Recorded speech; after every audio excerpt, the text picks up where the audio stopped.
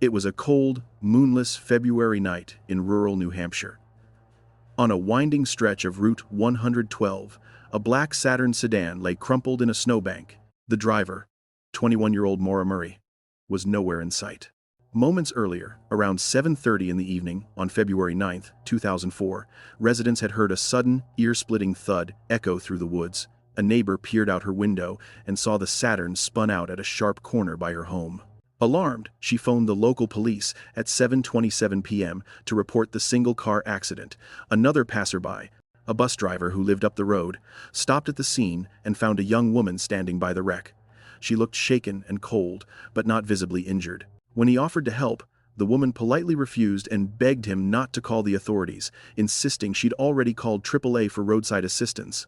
The area had no cell phone reception, a fact the bus driver knew all too well. So as soon as he got home, he placed a call to the police anyway. By 7:43 p.m., his call had been received and first responders were en route.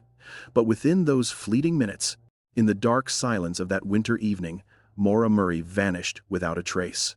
Hello, and welcome to Dark Case Desk. In today's true crime documentary, we delve into the haunting disappearance of Maura Murray, a case that has perplexed investigators and internet sleuths for over 2 decades. Before we continue, please take a moment to like this video, comment with your theories, and subscribe to our channel Dark Case Desk for more in-depth true crime stories. Your support helps us shine a light on mysteries like this one. Now, let's journey back to the beginning of Maura's story, to understand how she ended up on that dark New Hampshire road on the night she went missing. Maura Murray was, by all accounts, a driven and accomplished young woman. Born in Massachusetts, she was the fourth of 5 children and grew up in a tight-knit family. In high school, Maura was a star athlete, a track champion with a competitive streak. Her discipline and talent earned her admission to the prestigious United States Military Academy at West Point, where she began studying chemical engineering right after high school. But the military life wasn't the right fit for Maura. After a year, she transferred to the University of Massachusetts Amherst to pursue her true passion, nursing. At UMass, Maura excelled academically and made the dean's list. She worked part-time as a campus security officer and juggled 2 jobs while carrying a full course load. Those close to her described Maura as disciplined, caring, and reliable, not someone prone to reckless behavior or running away from her problems. In fact, just weeks before her disappearance, she had exciting plans for the future. An upcoming summer nursing job lined up in Oklahoma, where her Army boyfriend was stationed, and hints of an engagement on the horizon. On the surface, Maura appeared optimistic about what lay ahead. Yet beneath that polished exterior, Maura had been coping with a series of personal setbacks. A few months earlier, in November 2003, she was caught using a stolen credit card number to order food, resulting in a charge of credit card fraud. The amount was small, about $80 worth of pizza deliveries, and authorities agreed to dismiss the charge if she stayed out of trouble for 3 months. Maura seemed to be moving past that mistake, but it wouldn't be the last challenge she faced. By February 2004, in the weeks leading up to her disappearance, stress had been mounting in her life. On Thursday, February 5th, just 4 days before she went missing, Maura was working the late shift as a security desk attendant on campus. Sometime around 10:30 p.m., she received a phone call that left her in tears. A supervisor arriving to check on her found Maura zoned out and unresponsive, tears streaming down her face. When asked what was wrong, the only words Maura could muster were, "My sister." It turned out Maura had been on the phone with her older sister Kathleen, who was struggling with alcoholism and relationship problems. Kathleen had just been discharged from rehab that evening, and on the ride home her fiancé had taken her to a liquor store, a trigger that caused Kathleen to relapse and upset Maura deeply. This emotional phone call left Maura visibly distraught. Whatever was said, it had shaken her badly. Maura's supervisor escorted her back to her dorm room around 1:20 in the morning because she was too upset to continue working. Maura's family would later explain that she often worried about others more than herself, and hearing of Kathleen's relapse likely made her feel helpless and heartbroken. This incident was a red flag that Maura was under significant emotional strain in the days before she disappeared. The bad luck didn't end there. 2 nights later, on Saturday, February 7th, Maura's father, Fred Murray, came to Amherst to visit his daughter. Fred was very close with Maura. He was a regular presence in his children's lives, despite having divorced their mother years earlier. That Saturday, Fred took Maura shopping for a new car. Her own old car was having mechanical problems, and later treated her and one of her friends to dinner. It was a pleasant evening, And afterward, Fred lent Maura his brand new Toyota Corolla to drive to a campus dorm party. Maura arrived at the party around 10:30 p.m. and stayed until the early morning hours of Sunday. But sometime after 2 a.m., as she was driving back to her father's motel, Maura got into a second car accident. Tired or perhaps distracted, she lost control on a curve on Route 9 in Hadley, Massachusetts, and hit a guardrail at around 3:30 a.m. The wreck badly damaged Fred's new car, nearly $10,000 worth of damage. Police responded to that accident. Although Maura appeared uninjured, a report was filed and the car had to be towed. There was no indication that Maura had been drinking, and no sobriety tests were conducted at the scene. Still, she was horrified and mortified by what had happened. According to her family, Maura was devastated about wrecking her dad's car. Fred later said she was distraught, quite distraught, over the crash and was harder on herself about it than anyone else could be. That night, a shaken Maura stayed in her father's motel room for the remaining few hours until daylight. Early Sunday morning, after only a little sleep, Fred Murray learned from his insurance company that the car damage would be covered. Trying to reassure his daughter, Fred rented a car and drove Maura back to campus on Sunday afternoon, February 8th. He needed to return home to Connecticut. But before he left, he reminded Maura to pick up the accident forms required for the insurance claim. They agreed to talk by phone the next night, Monday, to fill out the paperwork together. Despite the stressful weekend, things seemed to be looking up. The insurance would pay for the damages, and Fred wasn't angry, he was just relieved his daughter wasn't hurt. Still, Maura clearly felt guilty and shaken by the incident. Her sister Julie later said that Maura hated to disappoint my dad, and she was her own worst critic. She beat herself up over crashing my dad's car. It's possible this accident compounded the emotional turmoil Maura was already in after the upsetting call with Kathleen. Her family believed all these pressures were weighing on Maura's mind as the new week began. Monday, February 9th, 2004, started off normally enough. But by day's end, it would turn into the last day anyone saw Maura Murray. Just after midnight on that Monday, Maura was alone in her dorm room on campus, likely unable to sleep. She turned on her computer and searched MapQuest for directions to two places, the Berkshires of western Massachusetts and Burlington, Vermont. Why those destinations?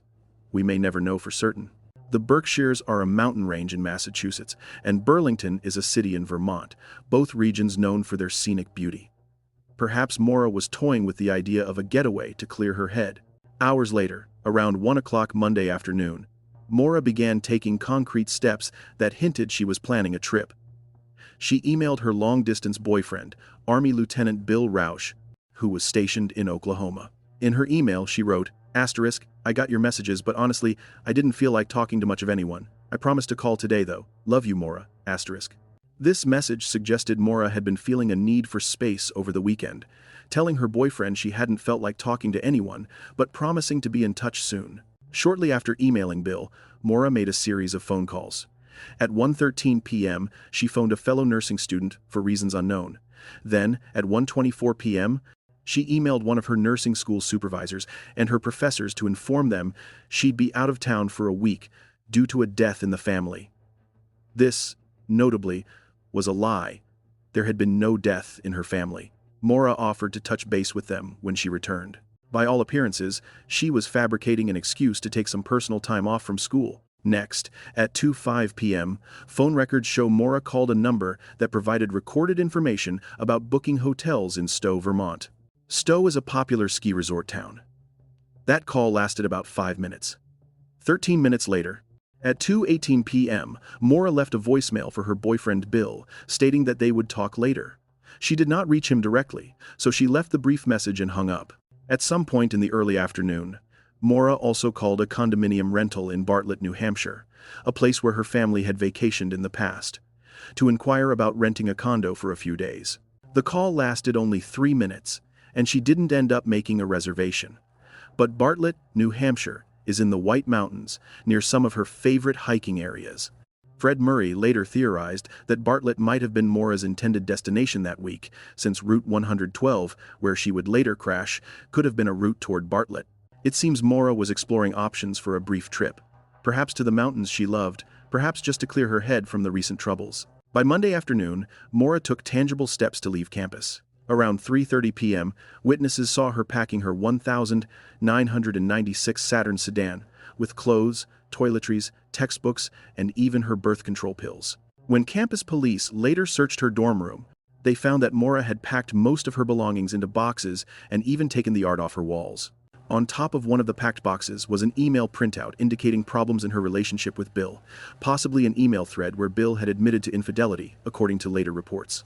It's unclear if Maura had packed up that day or if some of it was already packed.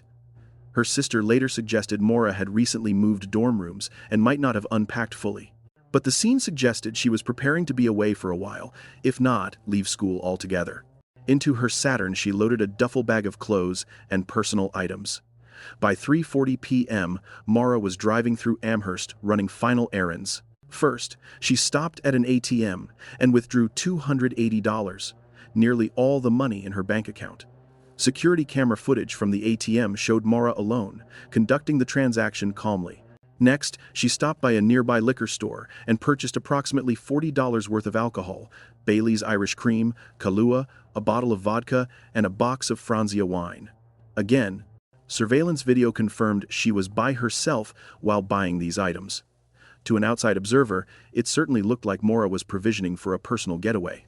Investigators later noted that everything she did, from emailing professors to searching maps and booking info to packing her car with supplies, pointed to a woman planning a getaway. But crucially, Maura did not tell a soul what she was doing or where she planned to go. She left no note explaining her intentions. Her college friends and family had no idea she was about to take off. Sometime between 4 and 5 p.m. on February 9th, Maura Murray drove off UMass Amherst campus in her black Saturn, heading north. Classes had been canceled that day due to a snowstorm, so she likely departed earlier than she otherwise might have. The last known use of her cell phone was at 4:37 p.m. when she checked her voicemail. After that, the phone went silent. Based on the route and her later whereabouts, it's presumed Maura drove north on Interstate 91 through Massachusetts into Vermont or New Hampshire. Her exact route is unknown, but among the printed MapQuest directions found in her car were routes to Burlington, Vermont. Yet Maura did not end up in Vermont. Instead, she somehow veered east into New Hampshire's White Mountain region. By that evening, she was driving on a rural back road, New Hampshire Route 112, near the hamlet of Woodsville in Haverhill. The winter darkness set in early. Scattered snowbanks lined the winding road, and the temperature was well below freezing. Maura's car was low on gas, and she was in an unfamiliar area at night. Around a tight corner by a property known locally as the Weathered Barn, her Saturn went off the pavement. The car careened into a snowbank and possibly struck a tree or two, coming to a rest facing west on the eastbound side of the road. The impact crumpled the car's front end, shattering the driver's side headlight and cracking the windshield. Both front airbags deployed from the force of the crash. The Saturn was rendered inoperable. The engine's radiator had been pushed into the fan by the collision, making it impossible to drive further.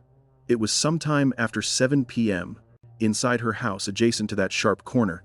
A local woman heard the loud thump of the crash and looked out her window. The scene was practically in her front yard. She could see a lone car up against the snowbank by the road. Concerned, she dialed 911 at precisely 7:27 p.m. to report the accident. This neighbor initially told dispatchers that she saw what appeared to be a man smoking a cigarette in the car, but she later clarified that she hadn't actually seen a person, just a red glow from inside the car, perhaps from an illuminated cell phone or some electronic device's light. In any case, she reported the crash and stayed inside her home watching from the window. Within minutes, another neighbor, the school bus driver, a man named Butch Atwood, happened upon the scene as he was driving home. Butch lived just 100 yards away and knew these roads well. He saw a young woman, alone, moving around the crashed Saturn, and he stopped to help. Butch Atwood later described Maura's condition. She was shivering in the frigid air, without a hat or gloves, but she didn't appear visibly injured or bleeding. He noticed no blood on her, and though the car's damage looked severe, Maura herself seemed physically okay, just cold and possibly in shock. Butch asked if she was all right and offered to call for help. Maura's response was unusual. She pleaded with him not to call the police. She assured him that she'd already called AAA Road Service for a tow and help. This statement struck Butch as odd, because he knew cell phones barely worked in that mountain area. The reception was spotty to non-existent. Furthermore, a A subsequent check would show AAA had no record of any call from Maura. It's possible Maura lied out of embarrassment or fear. Perhaps she'd had a drink and worried about getting in trouble with the law. She was 21, above legal drinking age, but maybe feared a DUI. Or maybe she was simply shaken and irrational in the moment. Butch tried to persuade her to at least let him call the police or an ambulance, but she again declined. Wanting to help without scaring her, Butch told Maura he was going to go to his house nearby and call for assistance anyway. He promised to send help and then left her there, alone by her car. True to his word? Butch Atwood drove the short distance home and immediately phoned the authorities to report the accident, sometime around 7:43 p.m. He mentioned that the young woman driver didn't want police involvement, which he found concerning, and that she was by herself and appeared cold. While Butch was making that call, his view of the crash site was obscured. He could no longer see Maura's car from his house. Within that roughly 7 to 10 minute window before police arrived, several other passing cars drove by the area. One local woman driving home from work later told investigators that around 7:37 p.m. she saw a Haverhill police SUV parked nose-to-nose with a black car along Route 112. She said she saw no one inside or outside the vehicles at that moment, so she assumed a police officer was already on scene tending to the situation, and she continued on her way. This witness's account is puzzling, because the official police log shows the first officer didn't arrive until 7:46 p.m., a full 9 minutes after she claimed she saw a police SUV there. The discrepancy has never been fully resolved and has fueled a lot of online speculation. Did a police car actually get there earlier than recorded? Did someone impersonating an officer stop at Maura's car? Or did the witness simply misremember the time? We may never know. What we do know is that by 7:46 p.m., according to the official record, Haverhill police officer Cecil Smith pulled up to the scene of Maura's crash. Officer Smith found the black Saturn deserted. There was no sign of Maura inside the vehicle, nor in the immediate area around it. The car was locked and had sustained heavy damage from the collision. It looked like it had hit a tree or trees on the driver's side, caving in the front left headlight and rendering the engine useless. The windshield on the driver's side was spiderwebbed with cracks from impact, and both airbags had deployed against the empty seats. Smith's flashlight beam revealed a scattering of items inside the Saturn that told part of the story of Maura's journey. On the rear seat, he found a damaged cardboard box of Franzia wine. Its contents spilled, red stains splattered inside the car and on the snow outside, which at first glance looked disturbingly like blood, until closer inspection showed it was wine. An empty beer bottle rolled on the floorboard. In the front of the car, Smith found Maura's AAA roadside assistance card, blank accident report forms, likely the ones for her dad's insurance, a pair of gloves, some CDs, makeup, diamond jewelry, and Maura's favorite stuffed animal. Also on the front seat was a book called Not Without Peril, about mountain climbing in the White Mountains, a guidebook or memoir that suggested Maura might have been interested in hiking the White Mountains region where they were. Additionally, driving directions to Burlington, Vermont were found, printouts from MapQuest that Maura had likely consulted. Notably missing were Maura's debit card, credit cards, and cell phone. None of those were in the car, and in fact, none of them would ever be used again from that day forward. Also missing was the large black backpack Maura typically kept her belongings in. It was not in the vehicle or at the scene. Police later determined that some of the alcohol Maura purchased, specifically the bottled vodka and Kahlua, were no longer in the car either. It appeared she had likely taken her phone, wallet, cards, and perhaps the backpack with some of the alcohol with her when she left the car. One peculiar clue discovered at the scene was a rag stuffed into the Saturn's tailpipe. The rag was part of Maura's emergency roadside kit that she kept in her trunk, and someone had jammed it into the muffler pipe. This baffled Officer Smith. Later on, Fred Murray would explain that he had given Maura an unusual bit of advice. If her car started acting up or smoking, she could shove a rag into the tailpipe to temporarily quash the smoke and avoid drawing attention from police for a smoking vehicle. It's not a standard automotive trick, but Fred thought it might help her limp a troubled car along without getting a ticket. Some armchair detectives have found this explanation dubious and suspect the rag might have been placed there by someone else to disable the car. However, since the car had already crashed and was disabled, the rag's presence remains an odd but inconclusive piece of the puzzle. At the crash site, law enforcement and first responders searched the immediate vicinity for Maura. There were no footprints leading into the woods or obvious signs of a struggle in the snow. The road was quiet and desolate. An EMS ambulance and the local fire department arrived by 7:50 p.m. to assist, but there was simply no patient to treat. By 8:49 p.m., the Saturn was towed from the scene to a local impound lot. Maura Murray, the owner and driver of that wrecked car, had vanished into the icy New Hampshire night. In a matter of minutes, the young woman who had been standing beside her damaged car was gone. The bus driver's call and the neighbor's call had summoned help relatively quickly. Yet help arrived to an empty crash site. It was as if Maura had been swallowed by the darkness. Local police were puzzled, but initially not in full panic mode.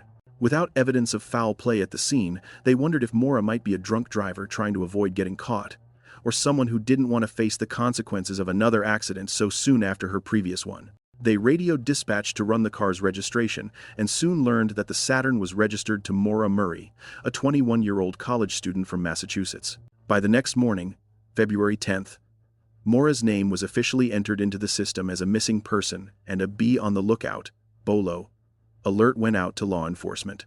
Initially, police on the scene suspected that Maura may have left on foot to escape detection, possibly to lie low for the night at a friend's house or even to harm herself.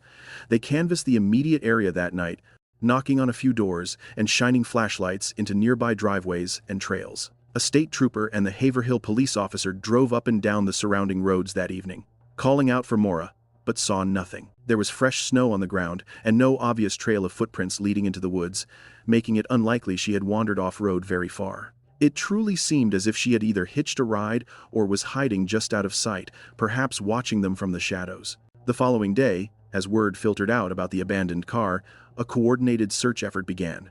But there was a crucial delay. Maura's family was not notified of her disappearance immediately. A voicemail about the car's discovery was left on the home phone of Maura's father, Fred, at around 3:20 p.m. on February 10th. But Fred was away on business and didn't get that message right away. In fact, it was Maura's older sister who finally reached Fred later that day to tell him Maura was missing, after she learned about the car from police. By 5 p.m. on Tuesday, February 10th, the Haverhill police formally announced Maura as missing and told Fred that if by the next morning she hadn't turned up safe, the New Hampshire Fish and Game Department would start a search. Understandably, Fred was frantic. He drove through the night, arriving in Haverhill before dawn on Wednesday, February 11th. In those first horrifying hours, Fred says he expected to find Maura walking by the roadside, or perhaps to hear she had been picked up for drunken driving, anything but the reality that she had seemingly evaporated. The family held out hope that maybe Maura had bumped her head in the crash and wandered off disoriented, or maybe she'd hitchhiked to somewhere to get help and would resurface. But as time ticked by, those hopes faded. On Wednesday, February 11th, the search for Maura truly kicked into gear. At 8 a.m., New Hampshire Fish and Game officers, joined by local police and Maura's family and friends, began combing the area around the crash site. Tracking dogs were brought in to follow her scent. One of Maura's gloves was given to a bloodhound, which managed to pick up her scent trail.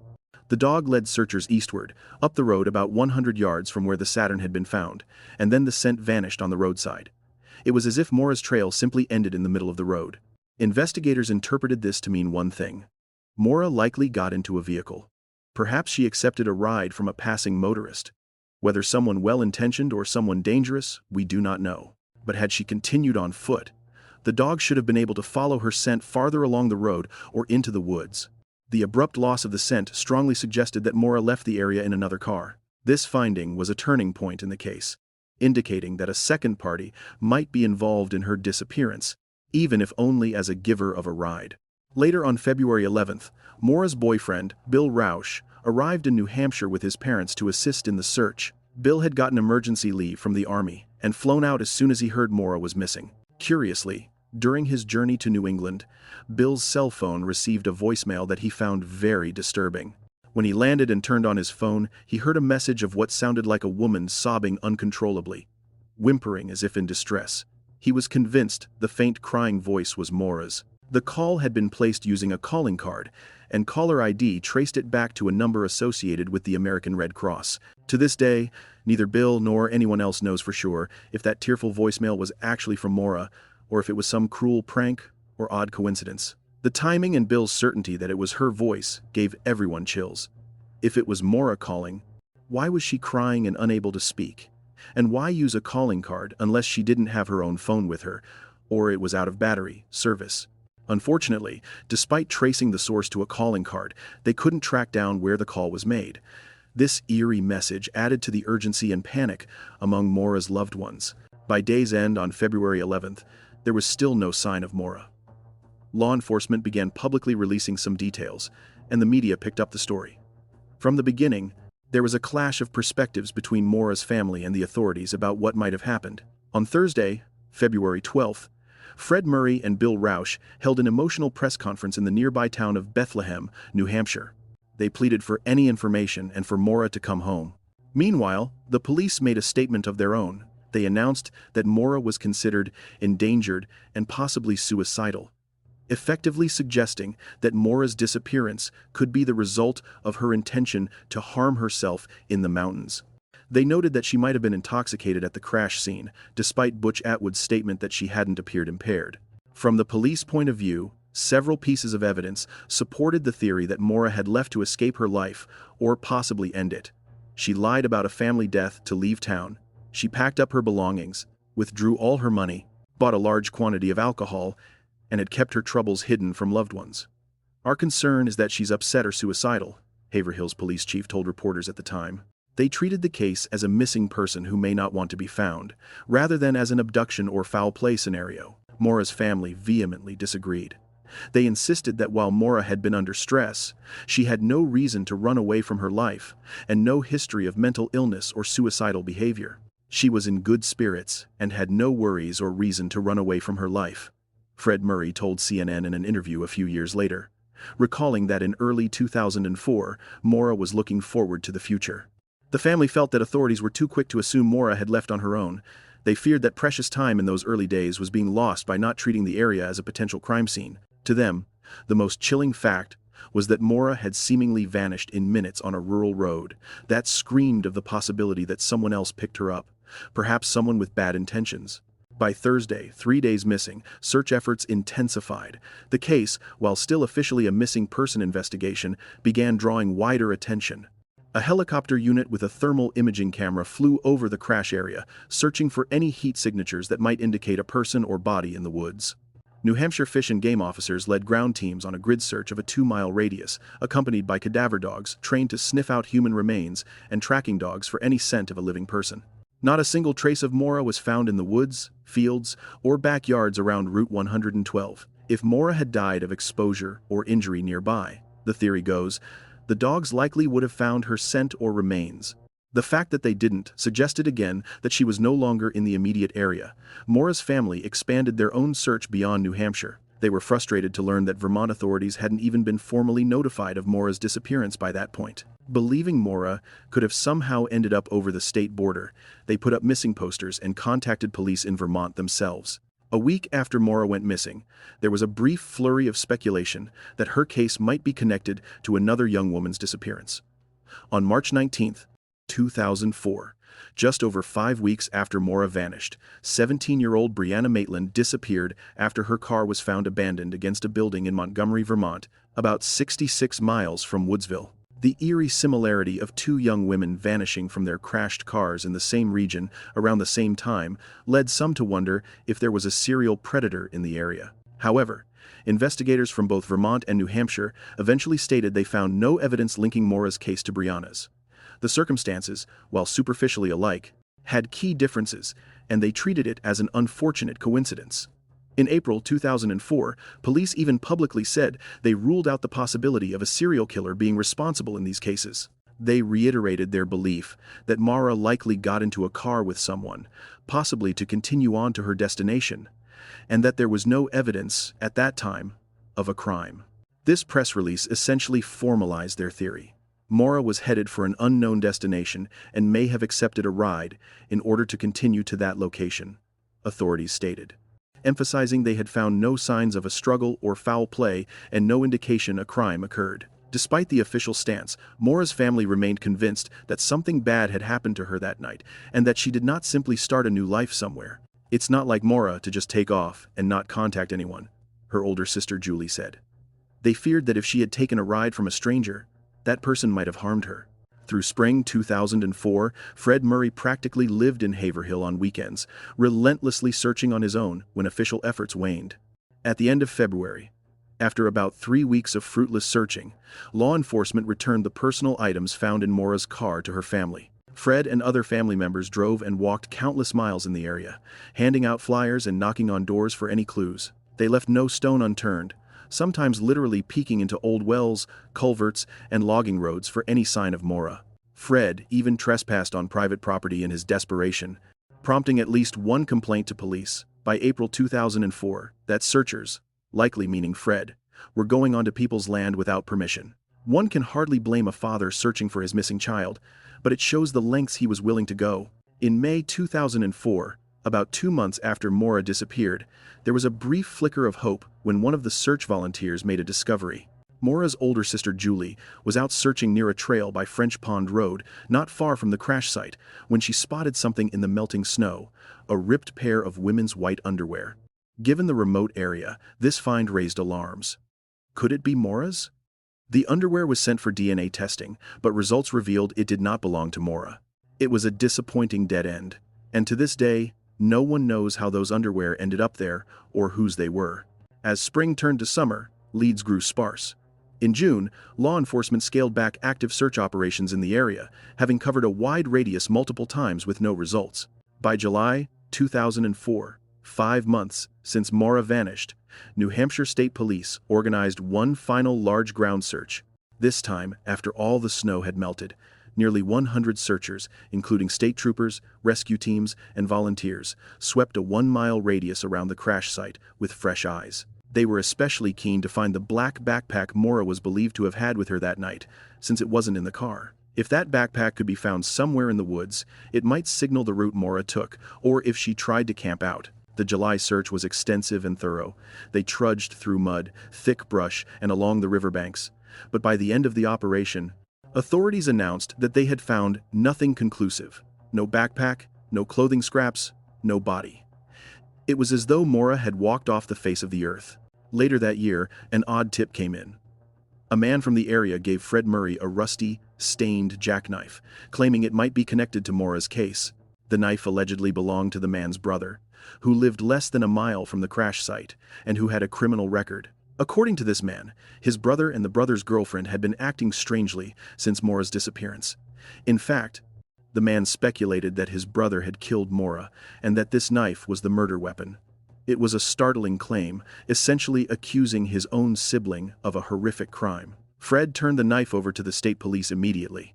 Not long after, suspiciously, the brother, whom the man accused, reportedly scrapped his Volvo car, fueling more suspicions that perhaps evidence might have been in that vehicle. For a moment, the Murray family felt this could be a break in the case. However, the investigation into this lead went nowhere. Other family members of the man with the knife came forward to say he had a history of drug abuse and had likely fabricated the story hoping to get reward money.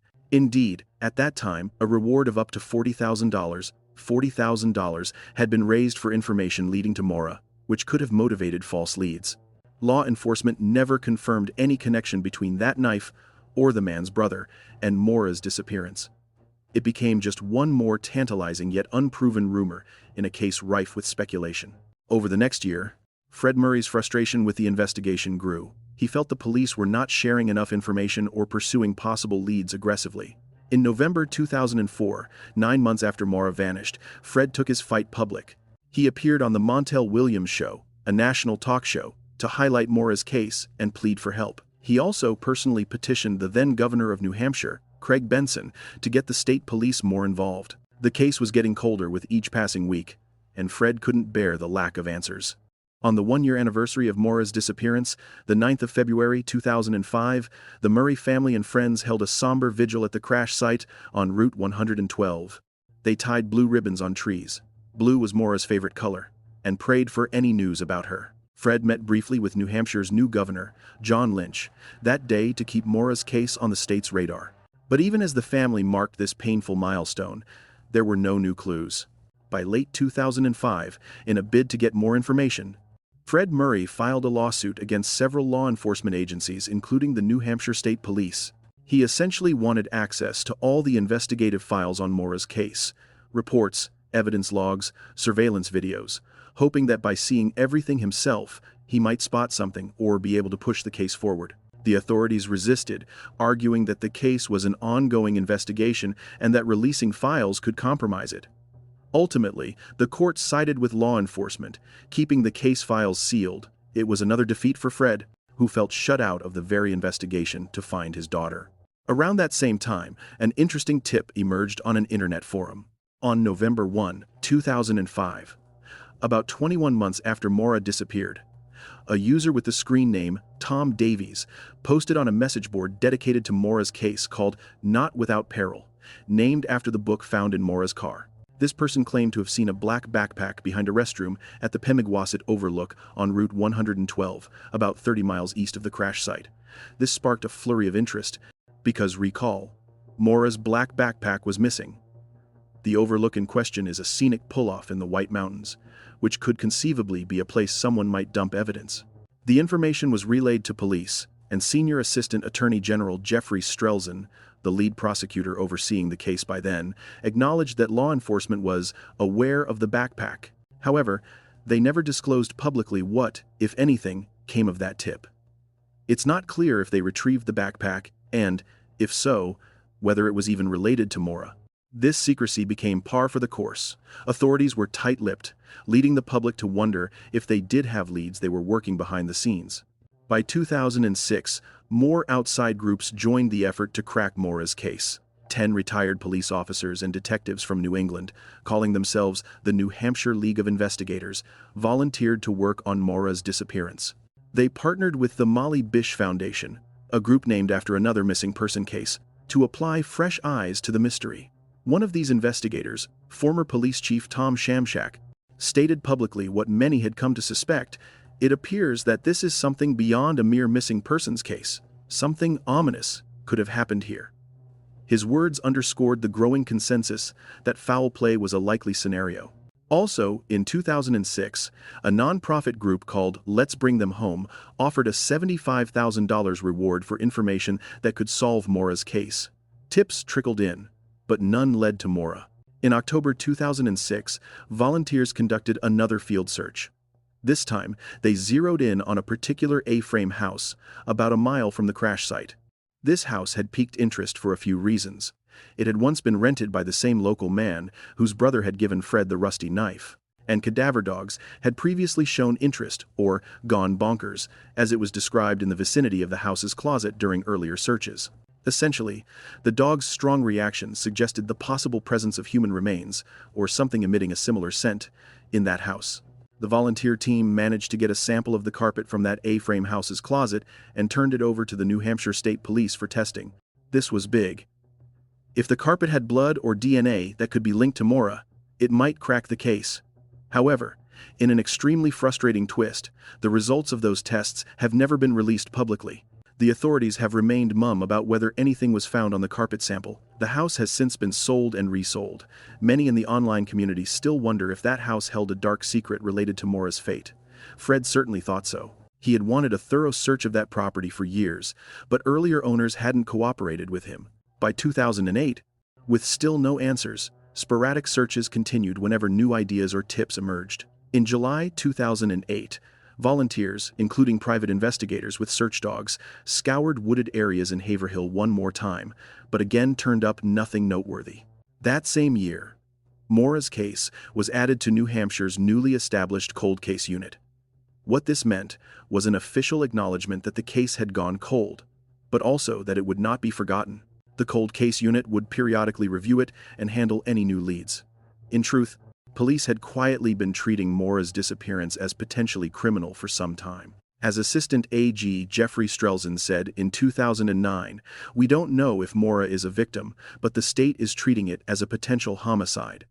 It may be a missing persons case, but it's being handled as a criminal investigation." For all Fred Murray's criticism, by that point, authorities were considering that Maura might have been harmed by someone, even though they had no direct evidence of a crime scene. In 2010, Fred publicly expressed frustration that investigators had from the start approached it as a simple missing person case and not a criminal abduction. He believed crucial time and evidence in the first 36 hours had been lost due to that mindset. Nonetheless, he continued to push for the FBI to get involved. And indeed, fairly early on, the FBI had quietly assisted. About 10 days after Maura disappeared, the FBI interviewed some of her friends and family in Massachusetts. The case had also been listed in national crime databases. But there was no federal crime, and jurisdiction remained local, state unless evidence of interstate foul play emerged. Over time, however, the FBI's role would grow, as we'll see later. As years passed with no trace of Maura, her story began to attain a kind of legendary status among true crime aficionados. She disappeared in 2004, just as social media was being born. Facebook launched literally days before she went missing. Some have called Maura's case *, the first crime mystery of the social media age *. By the mid-2000s, internet message boards were buzzing with amateur sleuths dissecting every known detail of the case. People across the country, and indeed the world, who never knew Maura, became invested in solving the puzzle. As one Boston Magazine journalist later wrote, Maura's disappearance was *, the perfect obsession, a puzzle of clues that offers a tantalizing illusion. If the right armchair detective connects the right dots, maybe the unsolvable can be solved. *. The mystery was so deep and frustrating, so many clues but none definitive, that it spawned endless theories. Did Maura stage her disappearance to start a new life? Did she succumb to the elements or die accidentally in the woods? Was she harmed by a stranger or even someone she knew who picked her up? Without answers, every theory was on the table, and debates over each piece of evidence raged online. Mainstream media also kept Maura's story alive. Over the years, her case has been featured on national TV programs like 20 over 20 and Dateline, on true crime shows like Disappeared, Nancy Grace, and even Dr. Oz.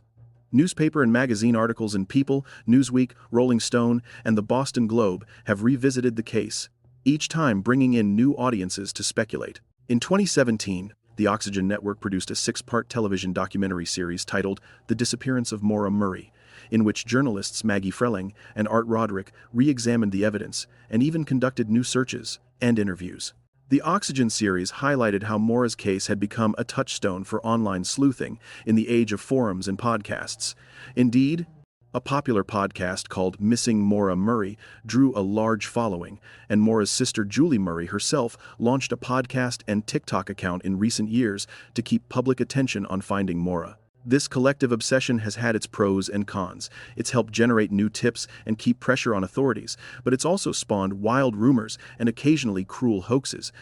One of the strangest episodes in the online saga was the case of a YouTube user who called himself Mr. 112 Dirtbag. In 2012, around the 8th anniversary of Maura's disappearance, this individual posted a bizarre video online that seemed to taunt the Murray family. The username referenced Route 112, and the derogatory term Fred had once used for the perpetrator he suspected, dirtbag. In one video, the man looked into the camera and laughed maniacally for an extended period. In another, he cryptically said, "Happy anniversary," and displayed odd, possibly symbolic imagery. These videos sent the online community into a frenzy. Was this the man who took Maura, taunting everyone? Internet sleuths tracked down the poster's identity. He turned out to be an older man in the area with no apparent connection to Maura. Both law enforcement and Maura's family have dismissed Mr. 112 Dirtbag as a cruel troll, someone inserting himself for attention or to deliberately torment the family. It was a disturbing reminder of how high-profile cases can attract not only helpful tipsters but also malicious pranksters. Through all this, Fred Murray never stopped searching for the truth. Year after year, he returned to that region of New Hampshire, often on his own, walking miles and miles of back roads and trails, looking for any clue, perhaps a piece of clothing or jewelry that belonged to Maura. He once said he wouldn't stop until he found his daughter and brought her home. In 2014, on the 10th anniversary of Maura's disappearance, Fred publicly stated he believed Maura had been abducted the night she went missing, and that sadly, she was likely no longer alive. It was a hard truth to accept, but after a decade with no contact, Fred's hope had turned into a determination to at least find Maura's remains and whoever was responsible. "I think she was grabbed," he told a reporter, bluntly. One place Fred's suspicions repeatedly returned to was that A-frame house near the crash site, the same one where cadaver dogs had reacted years prior. For a long time, the owners of that property did not want any involvement and denied further searches. Fred felt certain that someone had killed Maura and hidden her in that house, specifically in the concrete basement. By 2019, the 15th anniversary of Maura's disappearance, there was new opportunity. The A-frame house had been sold to new owners who, unlike the previous ones, were amenable to searching the property. Acting on years of rumors and a couple of cadaver dog hits that private searchers had gotten around the foundation, the New Hampshire State Police finally decided to take a look. On the 3rd of April 2019, investigators descended on the house with ground-penetrating radar equipment and cadaver dogs to excavate a section of the basement. This was a dramatic development. After years of essentially the case being quiet, suddenly images of backhoes and agents digging in a basement were on the news. Fred was there, anxiously awaiting what they might find underneath the concrete that he suspected had entombed his daughter. The radar had indicated some kind of disturbed soil underneath, and the dogs had shown interest, enough to justify tearing up the floor. For hours, they jackhammered and dug. It was every family's nightmare and hope at the same time. Nightmare to think your loved one could be buried under a stranger's house, hope that at least you might finally have an answer and can bring her home. When the search was over, New Hampshire Associate Attorney General Jeffrey Strelzin reported the results. No human remains were found. The only things uncovered were a small piece of what looked like old pottery or piping. It was a crushing disappointment. Fred Murray had genuinely believed this was it, that he had found Maura's resting place. "I do believe that's my daughter," he had told reporters just before the dig, so confident was he that she was there. Afterward, he expressed frustration, not entirely convinced. Some of Maura's supporters speculated that if Maura had been there, perhaps her remains had been moved before officials searched. Others felt the science, radar, dogs, had just been a false positive or picking up on something else entirely. Regardless, it was another painful chapter for the Murray family, with no closure. In the years following, smaller developments came and went. In 2021, around the 17th anniversary of Maura's disappearance, a rather insensitive act occurred. The property owner of the land where Maura's car crashed cut down the tree that had served as a memorial site. It was often marked with a blue ribbon and flowers by those remembering Maura. The Murray family had even applied to have a historical marker placed at the site, a green sign that would officially mark the significance of the location. But the state turned down the request, saying it didn't meet criteria. The crash corner on Route 112 remains an unmarked spot, though those who know the case can recognize it by the slightly different color of the pavement where the car skidded and the memories left behind. Then, in September 2021, a potential breakthrough. Bone fragments were found on Loon Mountain in Lincoln, NH, about 25 miles east of Maura's crash site. Some construction or excavation work had unearthed what appeared to be human bone pieces. Lincoln is a town Maura likely would have passed if she had continued east on Route 112, and interestingly, her family noted that Maura was familiar with Loon Mountain. She'd been there before on family outings. Naturally, speculation ran wild that these could be Maura's remains. The fragments were described as small and needed to be sent for DNA testing. For 2 agonizing months, everyone waited on the results. In November 2021, the New Hampshire State Police announced the outcome. The bone fragments did not belong to Maura Murray. Another lead turned to dust. It's worth noting that New England's mountains have seen other unsolved missing persons and old burial sites. The bones could have been from some historical context or another person entirely. Despite these dashed hopes, the renewed attention around that time did spur some positive action. In early 2022, the FBI finally made a more public push in Maura's case. They created a National Violent Criminal Apprehension Program, VCAP profile for Maura, essentially centralizing information about her case so that law enforcement agencies around the country can access and share any leads or similar cases. It's a way to cast a wider net in case Maura's disappearance might somehow be connected to other crimes, or if a perpetrator is later identified in a separate incident. The FBI also released an age-progressed photograph of Maura, showing what she might look like as a woman in her late 30s or early 40s. In the image, Maura's youthful face is subtly matured, slight wrinkles at the eyes, perhaps a bit of age in her expression. It's heartbreaking to see, because one wonders what life she could have led in those missing years. In February 2024, around the 20th anniversary of her disappearance, New Hampshire officials publicized that age-progressed photo widely. They hoped it might spark a memory in someone or generate new tips. Could someone have seen a woman resembling this image, living under a different name, perhaps unaware she's being sought? While the odds may be low after so long, they haven't given up on any possibility. July 2022 saw another flurry of activity. New Hampshire law enforcement conducted a large ground search in the towns of Llandaff and Easton, which lie adjacent to Route 112, not far from where Maura went missing. This area had been searched in the past, but officials decided to do an even more extensive sweep over 2 days, with teams of officers and search dogs fanning out in lines through the forest. They stressed that this wasn't prompted by any particular new tip, but rather as part of covering ground that has been previously covered but more extensively. To observers, it showed that law enforcement was still actively working the case, not just shelving it. However, as with previous searches, they did not announce finding anything of significance. When asked, officials simply said the investigation is active and ongoing. So here we are now, more than 21 years since that mysterious night. And we are still asking, what happened to Maura Murray? Over the years, a few leading theories have crystallized. One theory is that Maura intended to disappear voluntarily. Some believe she may have been overwhelmed by the troubles piling up legal issues, from credit card fraud, the car accidents, possible relationship issues, and decided to start fresh somewhere.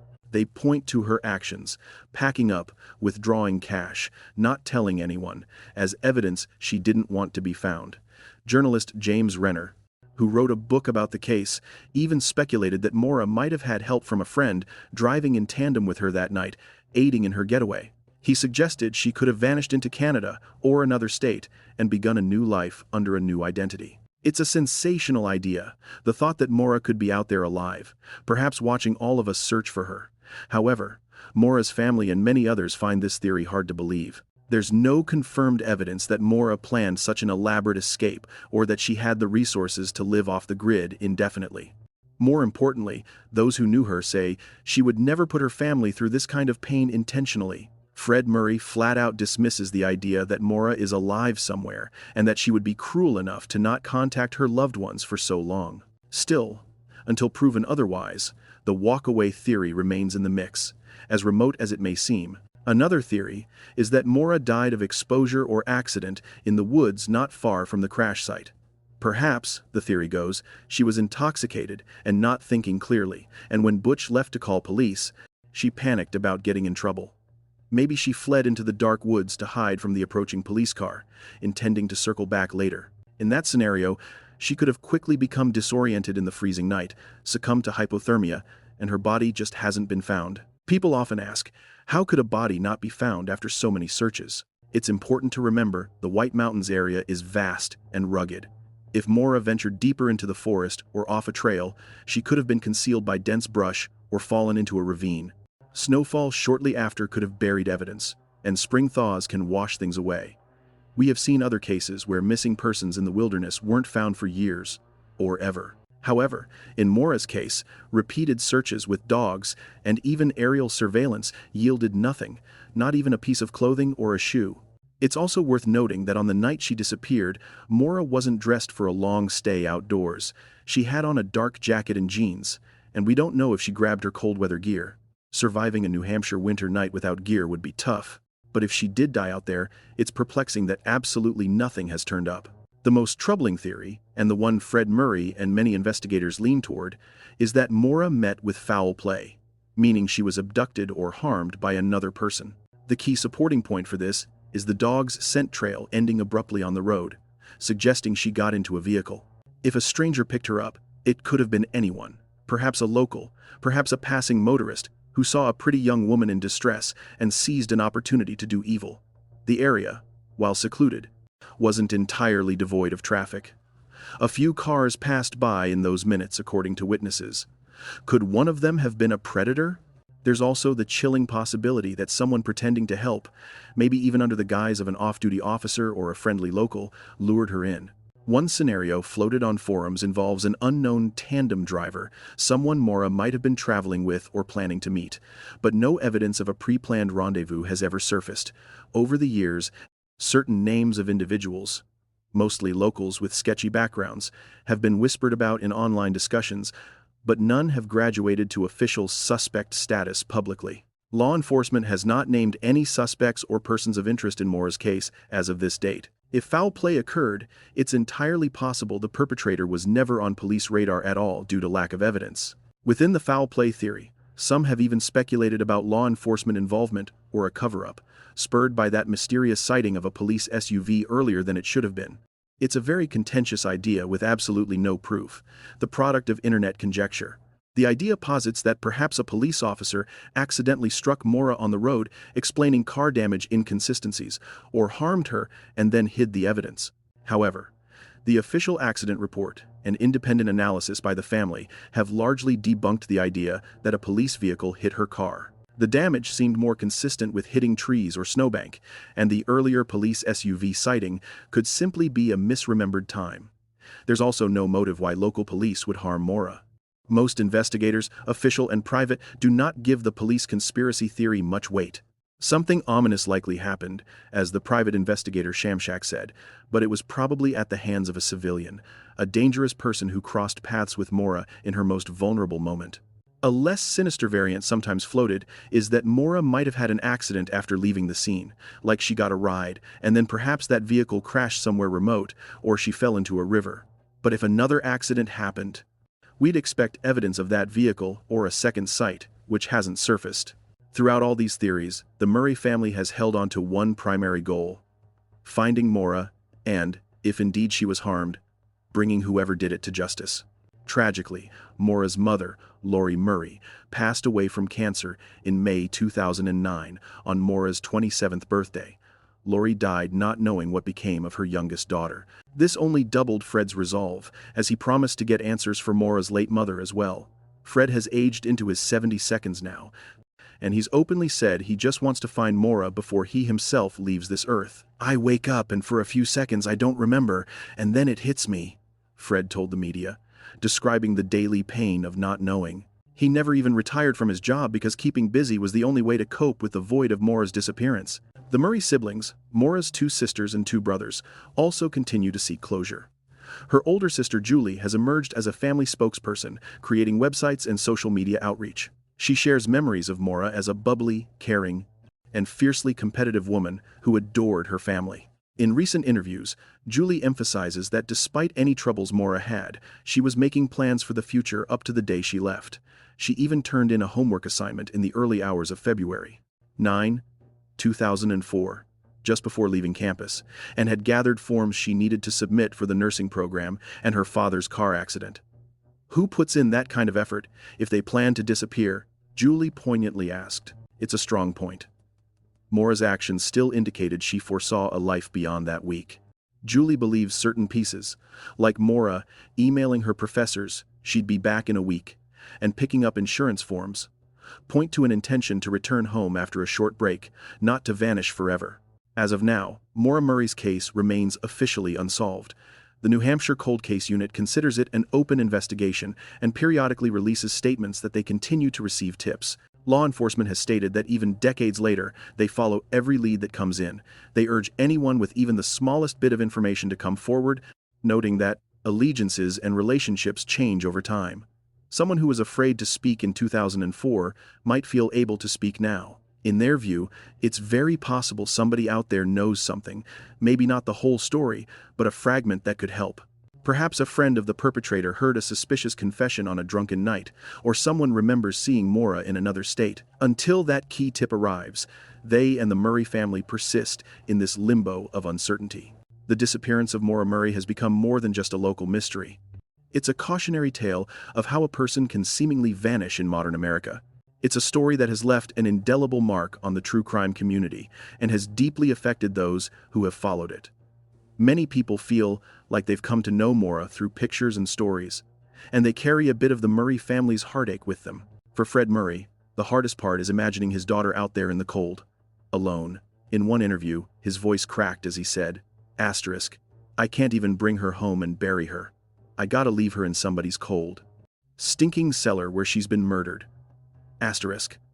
These searing words convey the torment of a father who suspects his daughter met a violent end and cannot lay her to rest. It encapsulates why he won't stop until he finds her. Over 21 years have passed since that frosty February night. Maura would be 43 years old now, perhaps with a career as a nurse, maybe married with children, had her path not been interrupted. In her memory, her family and supporters gather every February at the crash site to tie a blue ribbon and leave flowers.